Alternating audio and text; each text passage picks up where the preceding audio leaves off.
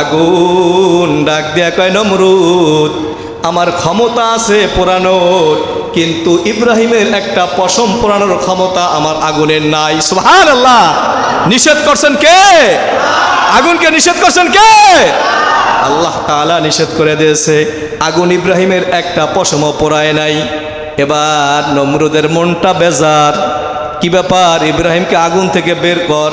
কোন বর্ণনায় আসছে ওই আগুনের ভিতরে পয়গম্বর ইব্রাহিম 40 দিন ছিলেন। নাতিনৎকারের লগে শেষ বয়সে নাতিগোর সাথে গল্প করে। ভালো দিন যখন যায়, আপনারা বলেন না যে একটা সময় আমাদের খুব ভালো গেছে, নাতিনৎকারের লগে বিভিন্ন গল্প শোনান না। ইব্রাহিম নবী তার নাতিনৎকারের সাথে গল্প শোনাইতেছে যে আমার জীবনে যে ভালো দিনগুলো গিয়েছে ওই আগুনের ভিতরে সব থেকে ভালো দিন গেছে। বলেন না সুবহানাল্লাহ। আগুনকে ফুলের বাগান বানায় দিলেন কে? আল্লাহ।